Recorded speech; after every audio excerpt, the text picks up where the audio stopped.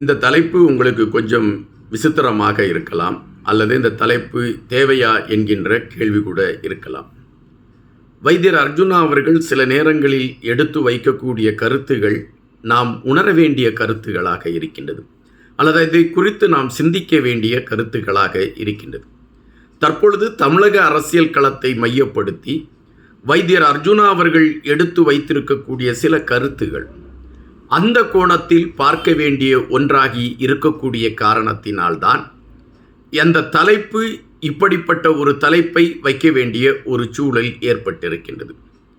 நாம் தமிழர் இயக்கத்தின் ஒருங்கிணைப்பாளர் சீமான் அவர்களை மையப்படுத்தி வைத்தியர் அர்ஜுனா அவர்கள் எடுத்து வைத்திருக்கக்கூடிய கருத்தும், தமிழக வெற்றிக் கழகத்தின் தலைவர் விஜய் அவர்களை மையப்படுத்தி வைத்தியர் அர்ஜுனா அவர்கள் எடுத்து வைத்திருக்கக்கூடிய கருத்துகளும் இலங்கை அரசியல் களத்தில் ஒரு பிரதானமான ஒரு இடத்தை பிடித்திருக்கிறது என்பதுதான் நிஜம்.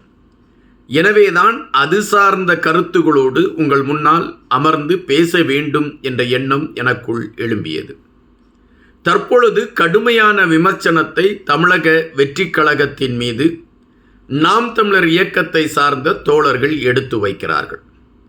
இது அவர்களுடைய கருத்துரிமை என்று எடுத்துக்கொள்ளலாம் என்றால் முடியாது. காரணம், அவர்கள் கேள்வி கேட்கக்கூடிய வார்த்தைகள், அவர்களால் எடுத்து வைக்கக்கூடிய அந்த சொற்கள், இவைகள் ஏற்றுக்கொள்ளக்கூடிய ஒன்றாக இல்லை என்பதுதான் நிஜம். தற்பொழுது கூட சாட்டை துரைமுருகன் அவர்கள் மீது தமிழக வெற்றிக் கழகத்தின் சார்பில் ஒரு வழக்கு பதிவு செய்யப்பட்டிருக்கின்றது. அது எதற்காக பதிவு செய்யப்பட்டிருக்கக்கூடிய வழக்கு என்றால், விஜய் அவர்கள் கலந்து கொண்ட சுற்றுப்பயணத்தில் பெண்கள் பெருவாரியாக கலந்து கொண்டிருந்தார்கள்.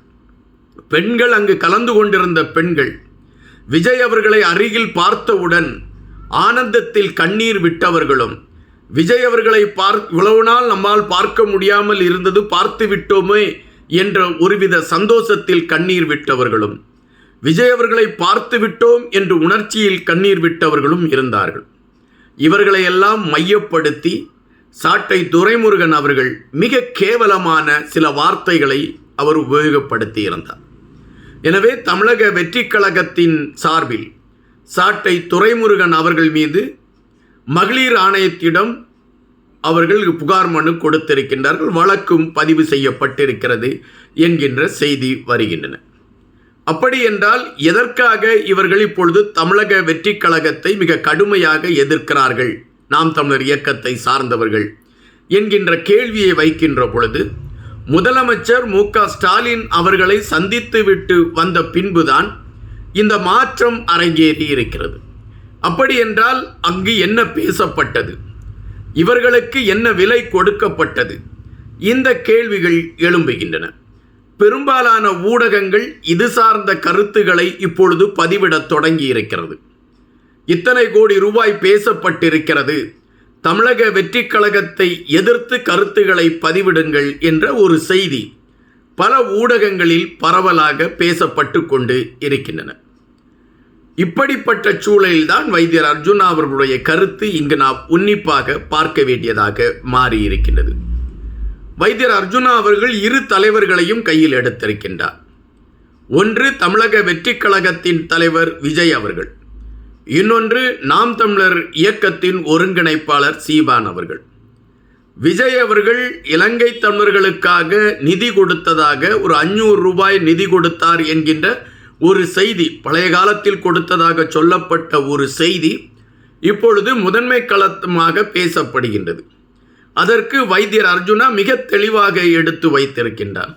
விஜய் அவர்கள் தன்னால் முடிந்த 500 ரூபாயாவது கொடுத்தார்.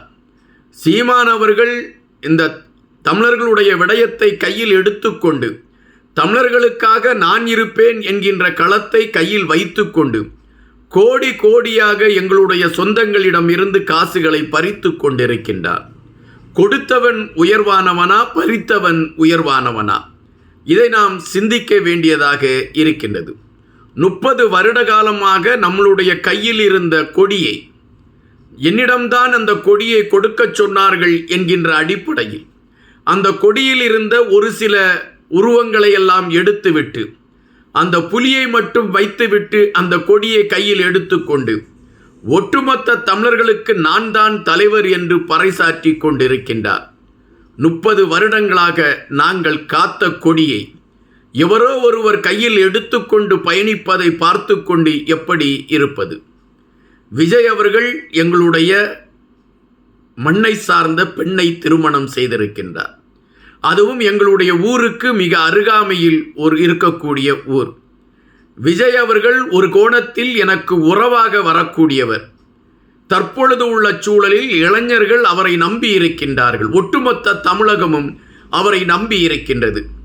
அவருக்கு ஆண்டு கொண்டிருக்கக்கூடிய கட்சிகள் கொடுத்து கொண்டிருக்கக்கூடிய எதிர்ப்புகளை வைத்து பார்க்கின்ற பொழுது விஜய் அவர்கள் ஒரு எதிர்பார்ப்புக்குரிய தலைவனாக மாறியிருக்கிறார்.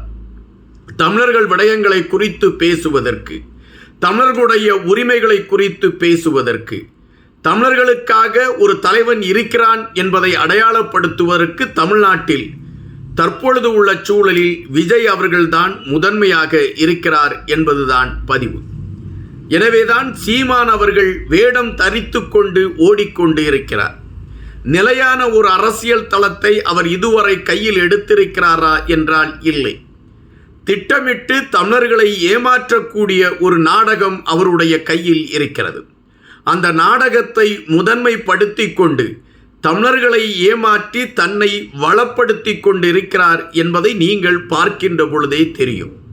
அவரிடம் இருக்கக்கூடிய விலை உயர்ந்த கார்கள், அவரிடம் இருக்கக்கூடிய ஆடம்பரமான பொருள்கள், இவைகளை மையப்படுத்திய விடயங்களை நீங்கள் பார்த்தாலே உங்களுக்கு பல உண்மைகள் தெரியும். எனவே என்னை பொறுத்தமட்டில் தமிழக வெற்றிக் கழகத்தின் தலைவர் விஜயா, நாம் தமிழர் இயக்கத்தின் ஒருங்கிணைப்பாளர் சீமானா என்கின்ற கோணத்தில் பார்க்கின்ற பொழுது எங்கள் மண்ணின் மருமகன் விஜய் அவர்களைத்தான் நான் இங்கு ஏற்கிறேன். அவர் வரவேண்டும் என்று விருப்பப்படுகிறேன். அவருடைய வெற்றி சாத்தியப்படும் என்ற கணக்கீட்டில் நான் பார்க்கிறேன் என்று வைத்தியர் அர்ஜுனா அவர்கள் எடுத்து வைத்திருக்கிறார். வைத்தியர் அர்ஜுனா அவர்கள் எடுத்து வைத்திருக்கக்கூடிய இந்த கருத்துகள் உண்மையிலே அறிவு சார்ந்த சில தூண்டல்களை உருவாக்குகிறது.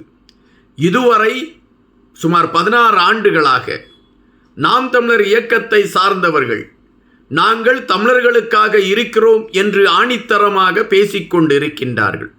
ஆனால் இலங்கையிலிருந்து தங்களுடைய உயிரை பாதுகாத்து கொள்ள வேண்டும் என்கின்ற நிலைப்பாட்டில் இந்தியாவிற்குள் ஏதிலிகளாக சென்ற தமிழ் சொந்தங்கள் இன்னும் முகாம்களில் இருக்கக்கூடிய நிலைமையை பார்த்திருக்கின்றோம்.